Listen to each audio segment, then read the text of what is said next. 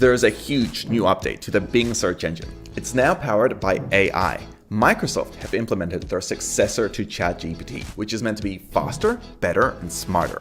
What makes it unique is that this AI is one of the first to properly access and browse the web. And unlike ChatGPT, which is meant to be a helpful chatbot, Sydney's goal is to be a personal assistant for browsing the web. This means it can search and summarize news articles, find and provide cooking advice, and even provide new and interactive ways to search the web like never before. I got access to the early beta, so I'm going to showcase exactly how it works, test its limits, and see how it compares to its competition. I asked Google, Siri, and Bing to help me write a holiday plan. Here's what I got from Siri. Here's Google. And finally, here's Bing. Bing gave me a whole lot of suggestions. It helped me narrow down my options, such as places to visit and stay, and even the prices for tickets from websites, all without leaving a single tab. I also asked it to help me write an email draft, and here's how that went. And voila, I have an email written for me. Pretty useful stuff, especially for me who shifts through hundreds of emails every day. Bing's AI can answer questions, summarize websites and articles, and even write whatever you want. It's essentially an improved version of ChatGPT, newer, faster, and more accurate. It holds better conversations. According to what you've written, it adjusts your preferences. It's always up to date too.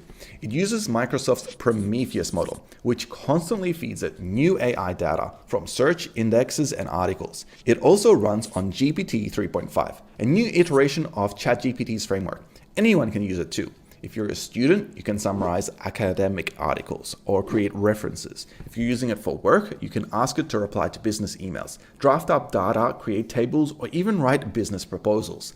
And if you're using it just for search, like say finding music artists in my area, Bing can provide a broad list of artists, and it can find out exactly what genre of music I'm looking for and generate an entire new list based on those suggestions. Anything you ask it, it'll give you a straightforward and detailed answer, which is something that just hasn't been possible with other assistants to this date. To access Bing AI, I did something unheard of. I used Google to download the Microsoft Edge browser.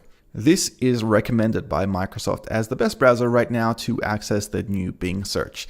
And with this, I'll just select to try Edge and download and install it. Now, I've already done this, so I'm just going to open it up here in the background. If this is the first time that you're accessing Bing, you can head over to Google and search up Bing. But the address is quite simple. It's just bing.com or bing.com. The search engine works just like any other. You can ask it anything, such as, for example, helping me write a new sponsor email for a video. And the first thing you'll notice is on the right-hand side, this a new Bing logo, and it's actually accessing the newest version of what is normally ChatGPT, but also searching up all the results here on the page and pulling that all together to write this email for me. Now, on top of that, it also does links, backlinks to all the sources it's currently using to reference this information, and that's really cool. Here you can see how it's referencing Podia as well as doc formats and blog.shellify.com, but I'm only getting started here with Bing AI. The next thing I can do is ask, what is the weather like tomorrow? There's a new chat tab here at the very top, and this expands immediately into the Bing AI chat system. And this is the one that's probably the most powerful right now on the web, allowing you to search up questions and even pull in answers based on search results and their content. There are different conversation styles, as creative, informal, or formal, depending on what you're looking for. Here, when I do a what's the weather like tomorrow, not only do I get a location lookup via my geolocation, it finds the weather for me. It also then gives me a small explanation, such as the fact that I'm here in Australia, and it even gives me a widget with all the weather forecasts. I think the combination of all of this is pretty damn awesome. I can narrow it or change it by selecting a different location. It'll do another search for me, and then it'll pop up a new answer as well as the widget with those weather forecasts. Going back to the Microsoft Bing homepage, wow, that's hard to say. We actually have lots of different examples to showcase how you can start using Bing's AI to perform any type of search, traditional ones as well as new ones that would have never been possible before. Next, I want to learn how to cook a Caesar salad. And immediately you should be able to tell that I have no idea what I'm doing, because you don't normally cook a Caesar salad. But I'm going to see if Bing can help me figure out how to do this. There are general results if you just use Bing, but if you head over to the chat, it's going to work a little bit different. Bing's AI will use this question or this search prompt and do its own search. The results will then be summarized and it's going to give me an outline of exactly what I need. In this case, it's starting off with the ingredients, saying exactly what ingredients I actually want and even prompting me for my preferences so that I can take it from there. The AI asks whether I want the chicken and egg version or just the clashy version, or even just asking how to make the dressing. Here I'm going to say no, I just want the classic version. What ends up happening is that I'm engaging with search now as a chat. And this is what makes the Bing AI so unique in comparison to traditional searching. Now that I've given this information, it starts to prepare a recipe for me with a reference to recipesанdeats.com. And here it's telling me what I need to do in order to get it all ready. On top of that, I can add additional questions to this, such as what are some good juices or drinks that would go with a Caesar salad? This isn't really something I could have done before. I would have had to do some manual searching, and hopefully Bing can just continue on this conversation with the context of the Caesar salad to give me some answers as to what would work as drinks for a Caesar salad. And this is where I think it'll take a little bit of time before people realize that they can start performing searches in very different ways as to what they used to in the past.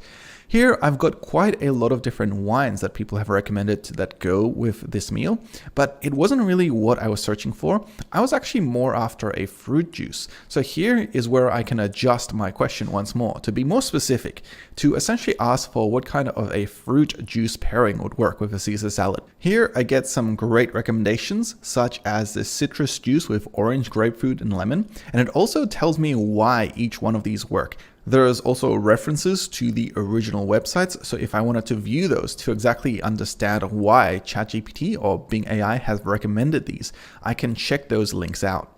I did decide to do this, and it took me to this the best Caesar salad recipe. It's not very specific for drinks, so I checked the second one, which was pairing up drinks to accompany a Caesar salad.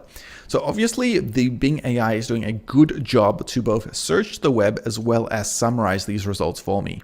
Another thing I wanted to do is figure out some places to go and watch some music. So I asked it to show me music events happening in my area.